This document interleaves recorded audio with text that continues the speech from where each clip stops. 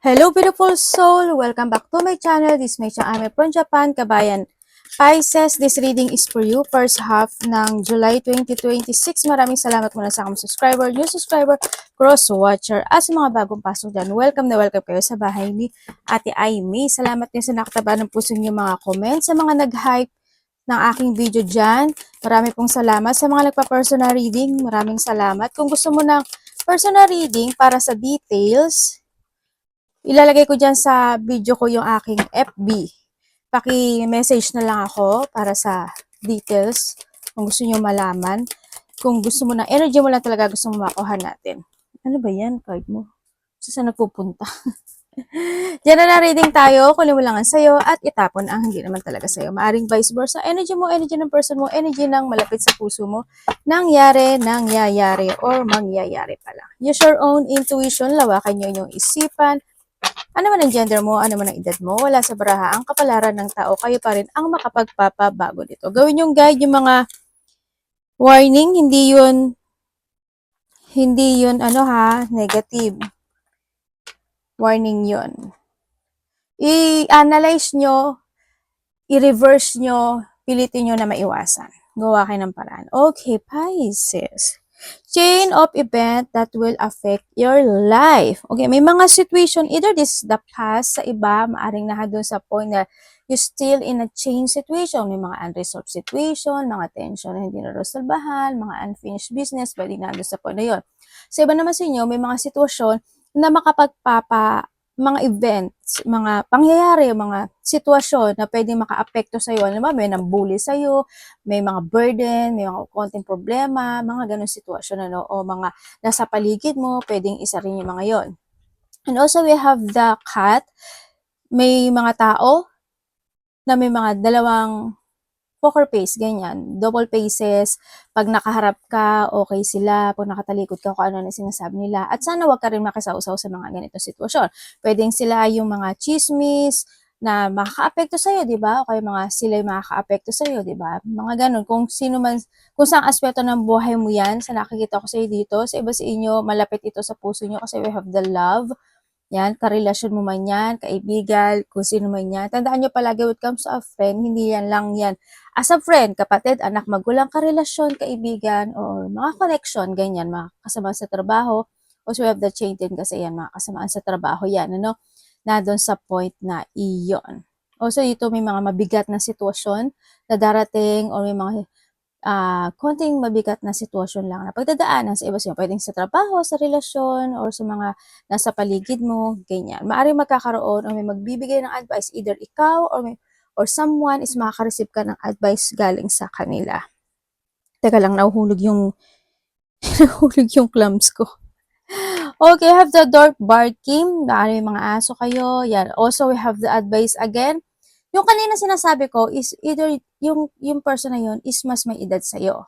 No, yung first advice na sinabi ko sa'yo na magagaling from a wise person. Ito naman is siguro na handun yung point na medyo mas siya sa'yo, bata sa sa'yo, pwedeng ikaw yung magbibigay ng advice sa kanya o may mga sasabihin ka, ba't nahuhulog ba yung clamps sa ulo ko? Yung mga ganong sitwasyon or vice versa, pwedeng na handun sa point na yun, no? Ikaw magbibigay sa kanya. Yon. And syempre may mga period of frustration na lesson to be learned. Huwag mo kakalimutan palagi na yung mga lesson na nagkakaroon ka ng frustration, mag-pick up ka doon, ano yung lesson na nakuha mo, ano yung mga dapat mo na maging aware, mga ganong sitwasyon. Kaya huwag mo kakalimutan yung mga dumarating sa'yo na pagsubok. Okay, we have the Seahorse Family Matter. Maaring may mga family matter situation, kung ano man yan, mga problema,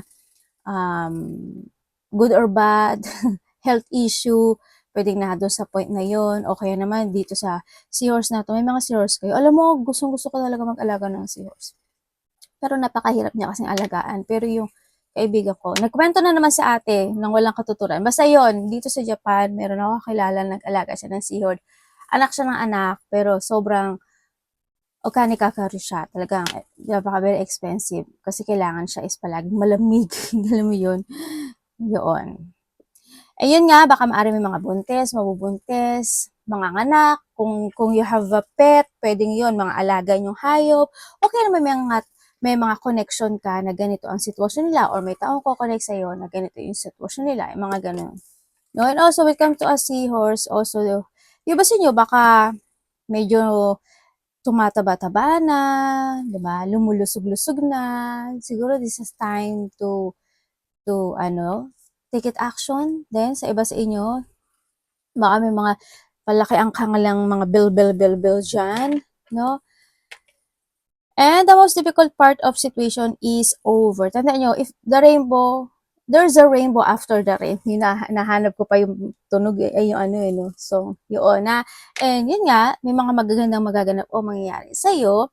Kung ano may mga family matter mo, makakaroon ka ng connection, but still, there's a hope. Ako nakikita sa'yo, mag-go-over siya. Halimbawa, hindi lang nagkaroon ng pagkakaintindihan for a while, o kaya naman is, kung matagal na ito, kasi still still nakatingin ka pa doon, kung matagal na ito, darating pa rin yung point na unti-unti siyang magliliwanag, unti-unti siya. Kung marami yung color, di ba? Unti-unti yan, step by step yan, may progress yan, So, iba sa inyo, may mga sitwasyon na naging difficult sa inyo na matatapos na sa pera man yan, sa trabaho man yan, mas magiging good siguro sa pera sa inyo, mas magiging, kung dati medyo matumal, o kaya is hindi naging maganda, di ba? Baka puro ka holiday, puro ka nag-rest ka, pwedeng nandun sa point. Ngayon, this time hindi na. Medyo papunta ka na doon sa point na maaaring may mga bagong opportunity na makakatulong sa'yo when it comes to your success. No? Na hindi kasi the rainbow is, di ba, di ba yung mga kasabihan na kapag ang rainbow is sa dulo daw nito, may kayamanan. Wow, di ba, san ka?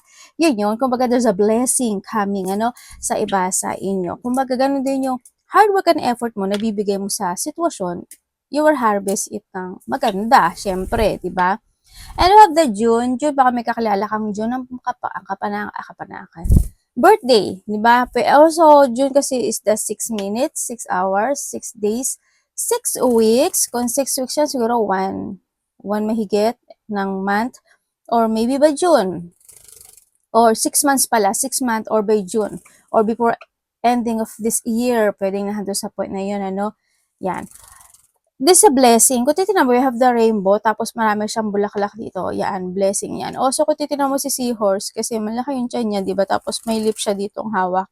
Nakapulupot siya sa lip. Also, there's a growth and there's a revert. Kumbaga, there's a renewal and revert happen into your life. Also, yan, beginning din ito Also, this is a beginning and also this is the beginning din.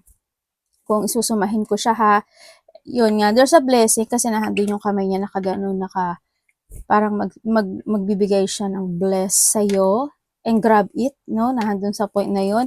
Beautiful things happen like a rainbow, nandun sa point na yun. Ang nakikita ko sa ito. Also, this is a protection from your guide angel, Yan. Maaring kung may tao na nawala sa buhay mo, maaring siya yung isa sa nagpoprotekta sa'yo. And also, kung wala naman is, there's a guidance na nagpoprotect sa iyo. Or maybe you want to protect someone into your life, kapatid, anak, magulang, karelasyon, na doon sa point. Also, syempre, pagdating dito, you need to protect yourself. Kumbaga, handin yung point na pwedeng mas magiging sensitive ka this time o kaya naman mas magiging fragile ka o delicacy ka or mas more on focus ka sa sarili mo, maybe sa iba sa inyo, or you need din to protect yourself kasi syempre, alam mo naman yung body natin, hirap lang naman din natin. Kaya, kailangan din natin na ibalik sa simula na healthy, di ba? Na para ibalik sa kanya, yung mga ganun sitwasyon. But still, you need to protect yourself. Ano ba yun, anak? Yan. And, syempre of the stock or the news of a word, like I told kanina, di ba? Yan, new business opportunities. Sa iba sa inyo, this is a new idea, o kaya nahandito yung investing situation, sa iba sa inyo, or iba sa inyo is, you are preparing, nagpe-prepare na kayo for something. Baka you're preparing for something new, to invest more to yourself, to focus sa yung trabaho mo, to focus sa ganito, to focus sa ganyan. Sabi sa inyo, may mga new business opportunity na pwedeng dumating sa inyo, baka may mga mag-alok sa inyo, baka may mga collaboration, may kumontak sa inyo, mga ganyan, may mga project, creation, yan, doing something passion, then para sa iba, Yun ang nakikita ko sa iba. But still, congrats pa rin kasi maganda pa rin ito no? Sa nakikita ko dito. And also, ba mga ibon ba kayo? An older woman, dealing or relationship with an older woman, pwedeng ikaw ito or someone who's connected sa'yo, pwedeng magulang mo, tita mo, kapatid mo na mas matanda sa'yo, kasamahan mo na mas matanda sa'yo. Pwede siya yung tao na they want to protect you or you want to protect sa kanya. Vice versa ha. Vice versahin mo. Or maybe siya yung tao na bago mo makikilala sa buwan mo kasi puro nyo yan. No, baka may makikilala kang bago na mas older sa'yo, mas ahead sa'yo ng edad, pwede na doon sa point na yon. Or pwede siya yung tao na makapagbibigay sa'yo ng chain. Or siya yung tao na magbigay sa'yo ng advice. Either, no? Or pero mag-ingat ka pa rin kasi may pusa ka, diba? Baka rin naman siya yung tao na double kara. Kaya mag-ingat pa rin kayo. Kailangan nyo mag-trust sa intuition nyo at sana hindi kayo yung double kara, okay? Alam ko naman na hindi kayo yon. And also you have the tiger doing something risky, taking a chance. This time, ang nakikita ko sa'yo dito, magte-take a risk ka. Nandun sa point na yun. Susubukan, parang you try something. No? Kasi, ayan, parang nandito ka, diba? You try something. Parang there's an idea na you want to try something. I think magta-success to. Parang nandun ka sa point na maybe yung idea na yun, binigay ni universe, binigay ng guide mo, pwedeng nandun sa point na yun. And then, mas mukhang naiintindahan mo rin naman sa iba sa inyo. Maaring nandun sa point ngayon, kung ano man yang magti-take a risk ka, susubukan mo yung mga bagay, itatry mo ito, itatry mo yan, itatry mo yun. Kung ano man yan, good naman siya kasi may rainbow ka, tsaka may seahorse, tsaka ito. No, and who have the June. Also, when it comes to the older woman, also is, hindi ko naman sinasabi na immature kayo, no? Kumbaga, nandun sa point na maaring pinaghahanda ka ni universe, no? Kasi handito si pusa. Maaring pinaghahanda ka ng universe na mas more on be matured or kailangan talaga lang more maturity dahil may darating na pagsubok para sa iyo. No? Yun ang nakikita ko sa iyo dito. Kumbaga, wag maging patolero, wag maging patolera, ganyan. Paghahanda ng sitwasyon. Kung titira mo dito, di ba, parang ito, si Stork din kasi is naghahanda siya. Di ba, nando sa pagkasahan dito si Chain, di ba, mabigat yung chain. Ibig sabihin, there's a challenge, situation na pwedeng mong pagdaanan na you need to understand at intindihin. Kumbaga, at maging patient kasi the more na magpapabigla-bigla ka, mag-mess yun, magiging ganito ka. Tsaka seahorse, no? Yan. And syempre, we have the Sedna.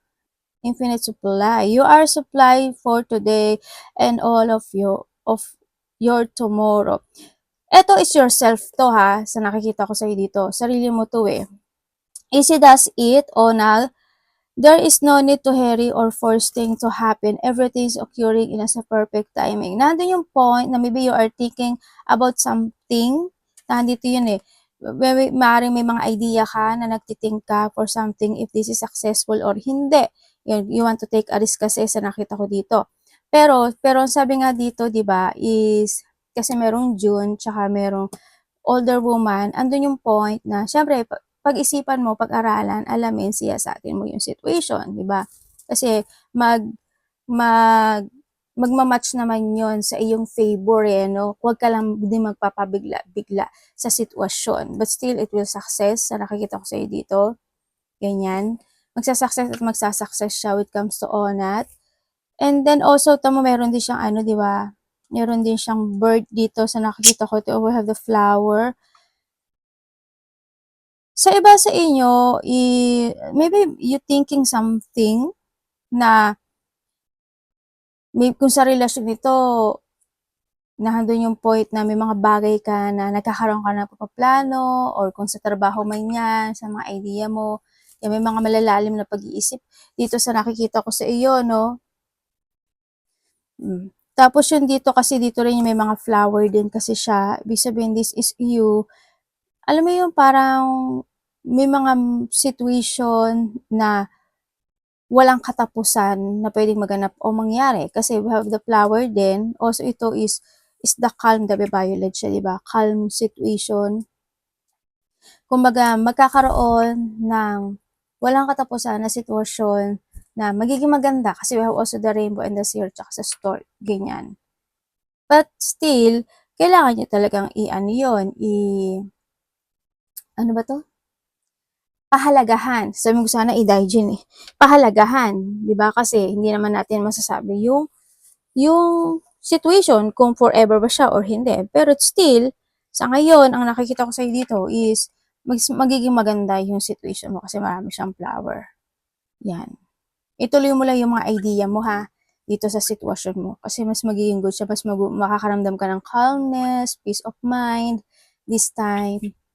Yan na nakikita ko. Ay, blossoming ka nga, oh. You started, so have patience with yourself and process and do not give off. Ay, involved kayo sa ano? Sa mga law situation or mga lawyer, mga justice, no? Yung iba sa inyo, pwedeng you are involvement.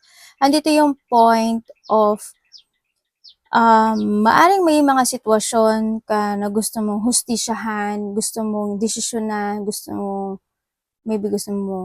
itama, maybe, nandun sa point na yon para may mga bagay ka kasi na babalansehin mo this time sa nakakita ko sa dito. Or you need, ano, kasi nandito rin si older woman. Yun na nakakita ko sa iba sa inyo.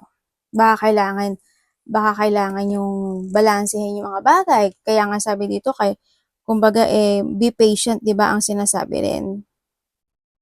Yun.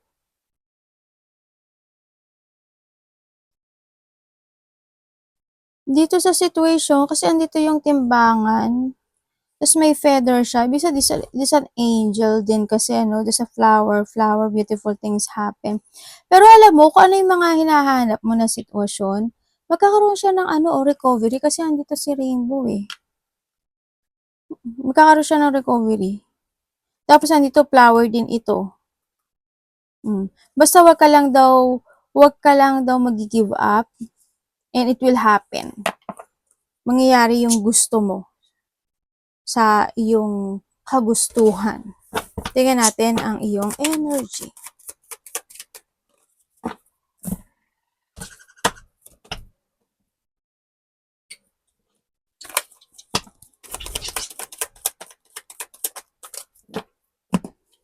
Okay, when it comes sa iyong energy. Sa energy mo, ang nakikita ko sa iyo dito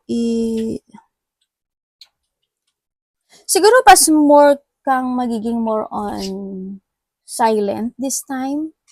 Mas more kang makikip ng feelings mo sa iba or mahandun yung point na mas magiging quiet ka this time. Pwedeng halimbawa, hindi ka magiging patolera, mas magiging maingat ka when it comes sa mga sasabihin mo. Ay, sorry yung throat ko. Pwedeng na doon sa point na yon. O kaya yung parang halimbawa, berong group. Hindi ikaw yung magdidesisyon. Ganun. Nahayaan mo silang mag-discuss, makikinig ka lang, mga ganun sitwasyon. Tapos parang supporter ka lang, mga ganun sitwasyon. Yon. Sa iba sa inyo, medyo siguro mas magiging quiet kayo this time, mas focus kayo this time, mga ganun sitwasyon. And then also, sa iba sa inyo is, when it comes sa energy mo, sa hoping, wala kang sakit, ano? Or someone who's connected sa iyo, pwede may mga mild lang naman siguro, mga ubo, sipon, lagnat, masakit yung throat, masakit yung lalamunan, malas may thyroid, sinisipon, bahing-bahing ka, atsing-atsing ka, kung ano man yan, ano, it's more on throats, yung iba sa inyo, kaya mag-ingat din kayo, i-remedy nyo na yan hanggat hindi pa lumalala, di ba? Kaya, ingat-ingat lang din. Sa iba naman sa inyo is, may mga bagay ka doon na either way, mga bagay ka na pinag-aaralan o iniisip na you want to grow more or you want to grow for something, pwedeng nahadun sa point na yon. Yun na nakikita ko sa iyo. Maaring nahadun din kayo sa point na mas more on focus talaga kayo sa sarili nyo this time. Mas nag-focus ka ngayon sa mga pinag-aaralan mo, sa sarili mo, sa mga ginagawa mo, nandun ka sa point na yon. O mas, pwede rin na mas nag-iipon ka na this time ng pera mo, nagsisave ka na this time ng pera mo kasi baka may pinaghahandaan ka, maybe sa iba sa inyo, di ba? Nandun ka sa point na yon na you want to make it secured. Kaya kumbaga nahandun yung magandang energy na nakikita ko sa iba sa inyo. May mga bagay ka rin na gusto mong desisyonan this time na maaring hindi mo pa siya madesisyonan, hindi mo pa siya maaksyonan, o hindi mo siya mapursu pa sa iba. Teka lang, ayos na ako na upo.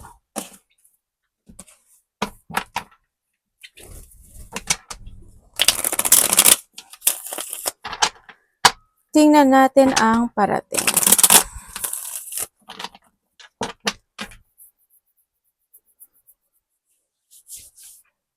Dito sa sitwasyon, pwedeng may mga gusto kang kausapin pero hindi mo magawa-gawa, no? O kaya may mga gusto kang sabihin pero hindi mo masabi. Yan. Mga ganong sitwasyon. Parating.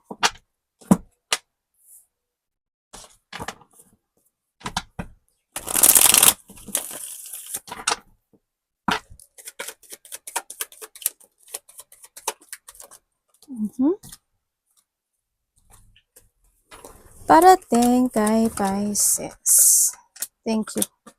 Okay, parating sa iyo. Aba?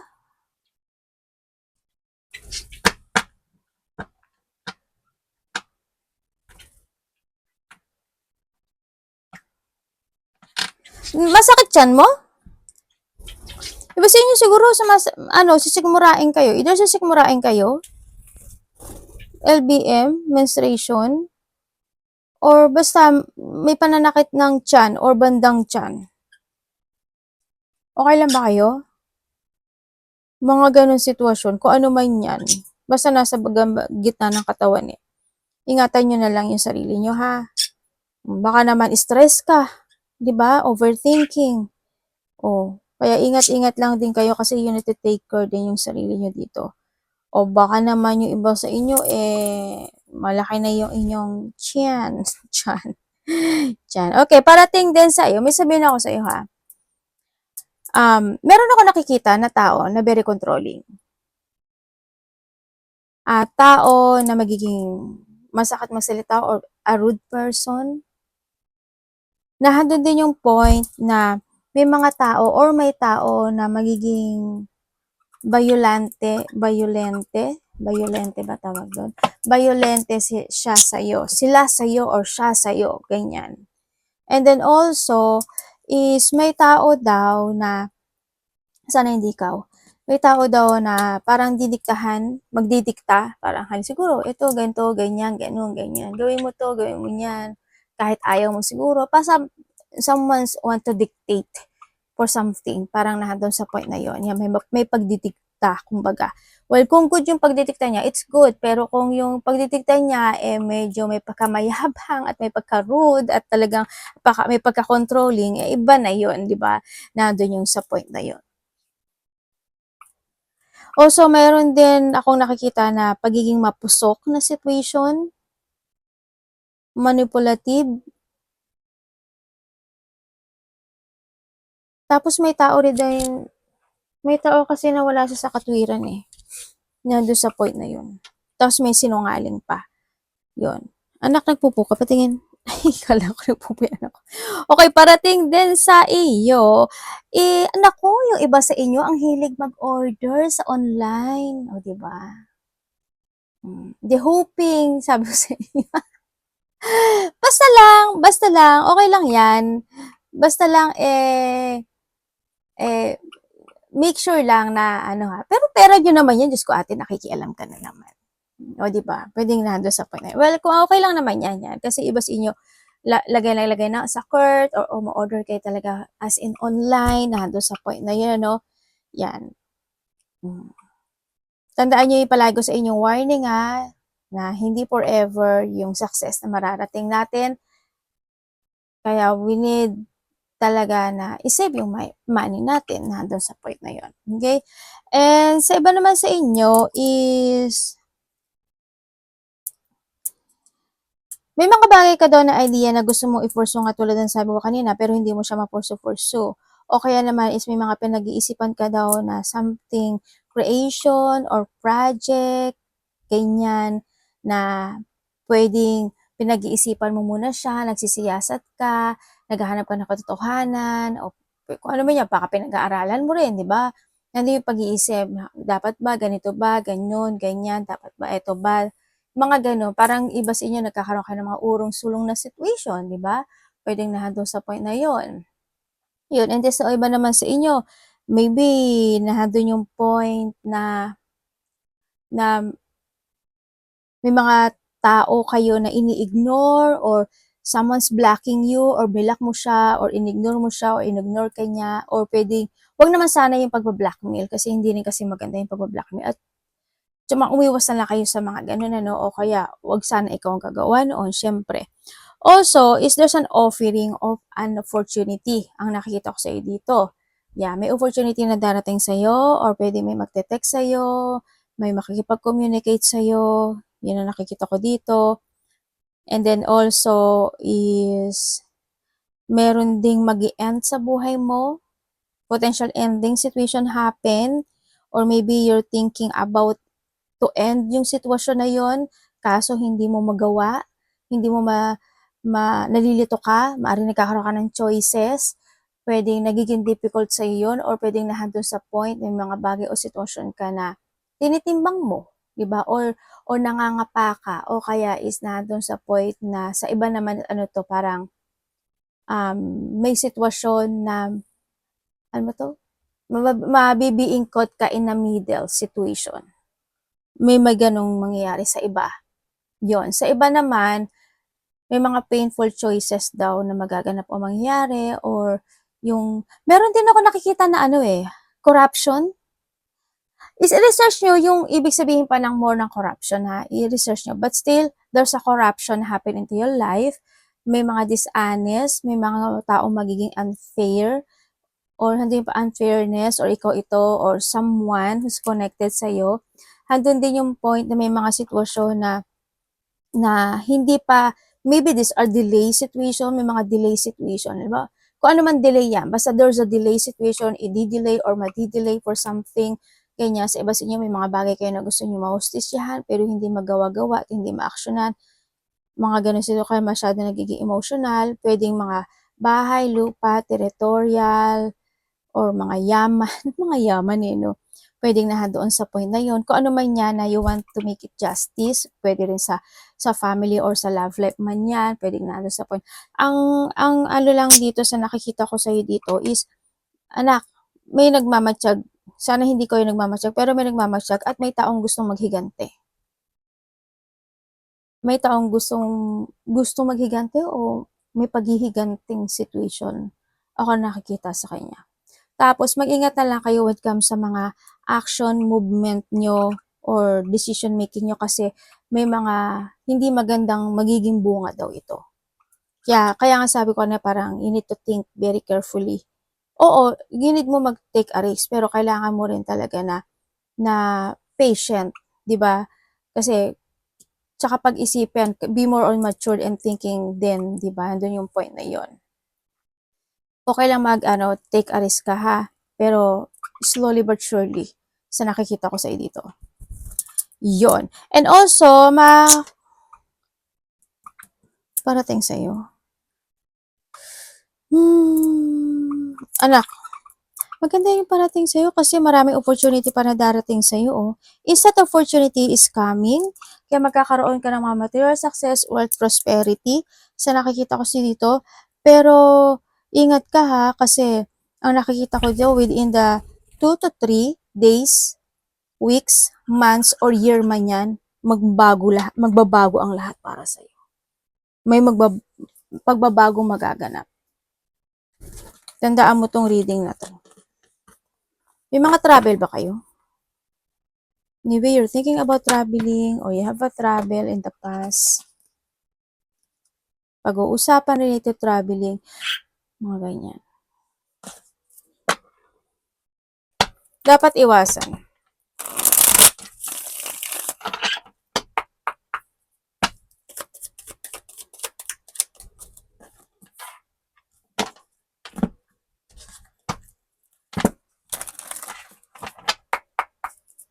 Dapat iwasan ni Pisces. Thank you. Okay, dapat mong iwasan. Iwasan mo, syempre, yung umiksi yung pasensya mo. Kumbaga, habaan mo pa yung pasensya mo. Alam mo yung being a patient person, maraming ibig sabihin yan eh. Tulad ng sabi ko, 'di ba, yung yung mas maraming lumalabas na pera man 'yan o may mga um, online na pagbili, yon. Kumbaga, mas maging patient ka, no? Magkaroon ka ng controlling, magkaroon ka ng balance, ganyan. Pero nasa sa'yo yung pera mo naman yun, pero tingnan pa rin natin yung pera mo mamaya, ha? And then also, iwasan mo yung may stagnant ka. Siyempre, yung wala kang gawin to transform physically, emotionally, spiritually, kung saan aspeto ng buhay mo yan, sa pera man yan, sa trabaho mo yan, kung saan man yan. No? Iwasan mo ma-stagnant ka, iwasan mo yung bahala ng situation, iwasan mo yung magkaroon ka ng self-doubt, ganyan, iwasan mo na mangyari yung mga hindi dapat mangyari, ba? Mga disappointment, ganyan, mga hindi magandang outcome, bago mo gawin yung isang bagay, isang sitwasyon sa buhay mo, pag-isipan mo talaga maigi. No? Tsaka yung mahata ka ng nakaraan, and then yung mga bagay na o sitwasyon na pwedeng ano ba yan, anak? Pinupo mo na naman si mami. Magkaroon ng mga frustration, ganyan. Pag-isipan mo, ikaw na yung umiwas. Bago pa mangyari yung frustration na yun, pag-isipan mo na.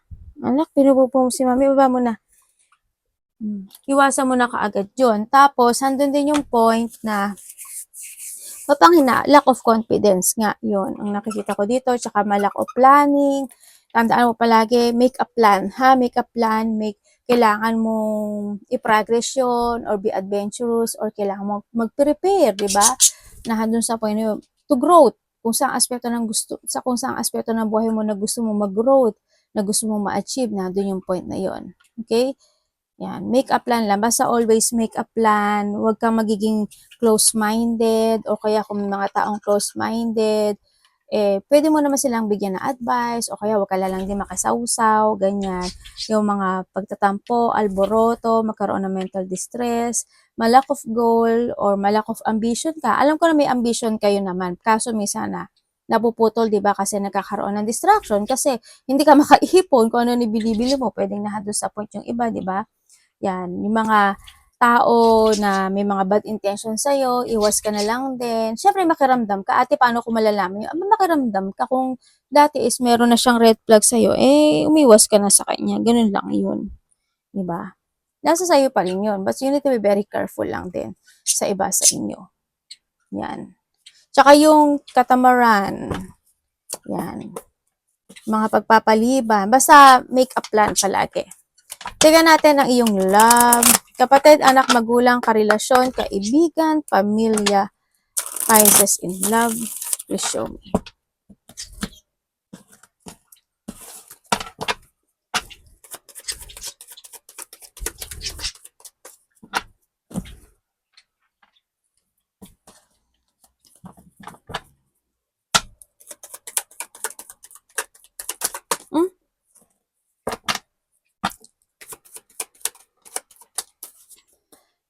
Okay, when it comes sa love, kung single ka,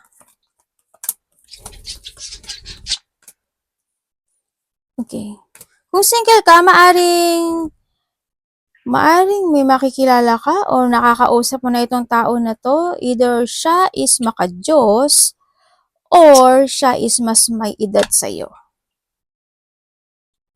Sa iba sa inyo. Kilala mo na daw to eh. As in, kilala mo na. Either nakakausap mo na talaga siya or kilala mo na siya. Kung hindi pa siya kumukonek sa'yo, basta kilala mo na tong tao na to. Tapos iba sa inyo, may lihim to na gusto sa'yo or ikaw sa kanya. Iba sa inyo, magkikita daw kayo or makikilala mo daw siya sa isang parties, events, mga celebration. Yan, basta matao siya. Yun na nakikita ko. Sa maraming tao mo siya makikita, sa mataong lugar. Sa iba naman, kung nagkahiwalay kayo nitong tao na ito, oo, nagkaroon ng paghihiwalay. Doon kasi yung releasing. Tsaka, pagdating kasi dito, naging magulo na rin talaga yung relationship niyo eh. Kumbaga, napunta na yung relationship, it comes an option, di ba? Na doon yung point na actually, naging patient pa yung isa. Tsaka naging masyadong masikreto talaga yung isa. Masyadong naging malihim sa nakikita ko dito. Tsaka, yun nga. Pero ang sabi niya dito, gusto pa rin naman niya ng getting together dito sa inyo. Gusto pa rin niya ng getting together. Kaso ang hindi ko lang maintindihan sa kanya, gusto niya ng getting together pero hindi siya maka-choose. Hindi siya maka-choose. Hindi ko alam bakit. Pero naalala ka niya. Palagi ka niya nasa isip. As in. Siguro may mga ginagawa siya na nakapagpapaalala sa'yo. Or ikaw ito ha. Pero they still reminiscing this connection. Or they missing you sa point na yon. Yun na nakita. Sabi niya mahalaga ka pa rin daw sa kanya. Ewan ko sa kanya. Kasi isa sa inyo, hang pa rin sa mga nagkahiwalay. Hang pa rin to. Pero may getting together kayo. As in. Magkakaroon kayo ng plano. May mga plano ako nakikita. Parang may plano. Marami siyang plano. No, na doon sa point na yon. Either gusto niya nakasal, ganito, ganyan. Marami siyang plano. Sa nakikita ko, saka ang daming tao May kakasal ba? O may mga pag-uusapan sa kasal? Or maybe someone's planning? Kung hindi pa kayo kasal, pwedeng nandun sa point na yon. Yan, baka may surprise itong tao na to sa iyo, di ba? I-surprise ka niya. Baka mag-propose siya sa iba at bumalik at mag-propose bigla. Ganon din sa mga sa kung ano man niya, mga connection nyo na kung single ka, na boyfriend, girlfriend pa lang talaga kayo, ganyan. Kung sa pagbabalikan, magkakabalikan kayo nito. May pagbabalikan ako nakita. Kasi gusto niya. Tapos ang dami pang tao. O babalik nga siya. Kasi magkakaroon ng resetting dito. Aba, talaga. May siya May advanced thinking na siya. Okay, kung kayo naman is may third party relation, oo, meron. As in, meron. Pwede rin naman kung may third party kayo dito, hindi ka na rin na-bothered, sa nakikita ko dito. Hindi ka na-bothered. Nagkakaroon ka lang ng reminiscing na siguro niisip mo, anong nagawa ko, anong mali, naaalala mo siguro yung mga unang pangyayari ninyong dalawa na okay kayo, maganda. Yun yung sitwasyon sa nakita ko dito. Pero, kasi yun nga, masikreto kasi yung isa, nahang lang din yung isa, pero maaring isa sa inyo, more on focus lang more focus na lang din sa trabaho niya, sa may mga third party, yan, more on focus sa trabaho nila yung isa sa inyo. Or both of you, maybe. Yun na nakikita ko dito. Pero handun yung stress and struggle and problem talaga when it comes sa third party. Siguro na doon ka lang sa point na tinitimbang mo na lang din yung sitwasyon, di ba? Naghihintay ka na lang din ng sitwasyon. But still, iba dito, magulo yung isip pero nagkakaroon ng clear mind na releasing, yun na nakikita ko dito sa may mga third party. Either ikaw ito or siya. Yun na nakita ko. Pero ang nakikita ko dito, parang in and out kasi yung situation. Nag-in and out yung connection na ito sa nakikita ko dito. Kung wala naman kayong third party relationship. Kung wala kayong third party relationship, ando naman yung clear mind ng bawat isa kasi may mga pagpaplano ako nakikita sa inyo na nakikita ko may mga surprise, hindi ko alam kung anniversary nyo ba, monthsary nyo ba, or may mga celebration happen when it comes in this connection. Ganon. You give your effort and hard work pagdating dito sa connection na ito. Napaka very responsible naman din ng isa. May mga excitement akong nakikita, happiness, excitement, celebration, mga surprises sa iba.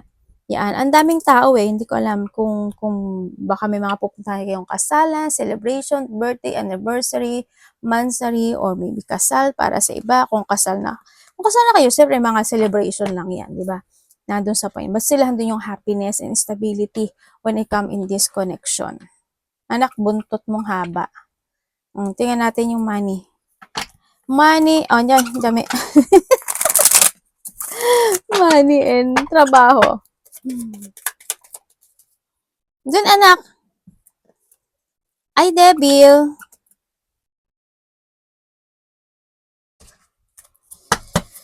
Excuse me, batang makulit. Hmm, mauubos na naman yung baraha sa'yo. Anak, bakit ako? Bakit ako? Okay. Pagdating sa iyong trabaho, sa trabaho mo, alam mo na doon ka sa point na you try to make it balance naman din kahit pa paano. Yun nga lang siguro, hindi maaalis sa sitwasyon na may mga meme asasabi sa'yo, mga tao na kala mo kilalang kilala ka nila, mga controlling, mga toxic, 'di ba? Yung mga masakit magsalita, mga sinungaling. Natural naman kasi yun eh. Yung nakikita ko dito, yung mga ganun sitwasyon, ano, kumbaga mga tao na gagamitin ka lang niya o kaya is syempre kung sa trabaho 'yan, as long as may pakinabang ka, good ka sa kanila, 'di ba? Pero kung may mga business kayo, ganun din. Syempre may mga tao talaga na magiging distraction sa iyo pagdating sa business mo or sa trabaho mo, ganyan. Mga toxic person, toxic situation happen. Pero ang nakikita ko naman sa iyo is yun nga, parang mas more kang okay lang. Hindi naman okay, syempre masakit na dun sa point na yun. Kumbaga siguro baka sanay ka na lang din, 'di ba? Baka handon lang din yung point na pero didibdibin mo yung mga bagay o sitwasyon kasi medyo madamdamin lang din kasi yung iba dito sa inyo, sa nakikita ko dito. But still, tuloy-tuloy pa rin naman, nandun yung pagtitiis at pagtitimpe. Pagdating naman sa pera mo, ang nakikita ko sa'yo sa pera mo, mag-ingat ka na lang din pagdating sa if you have a bad habit at mas maraming lumalabas na pera sa'yo dan sa pumapasok, no? Kailangan mo lang din kasing balansehin yung situation. Baka mamaya hindi mo mapansin na nasaan na pala yun, di ba? Dati, baka next year makita mo, dati ang ganda-ganda ng kita ko, may mga ipon ako, ganito, ganyan, ganyan. Tapos ngayon, wala, di ba? Magkakaroon ka ng comparison tuloy niyan, di ba? Kaya mag-ingat pa rin kayo this time sa nakikita ko. When it comes naman sa mga tao na nasa paligid mo, kung may mga mangungutang, it's your choice, no? Choice mo na yon.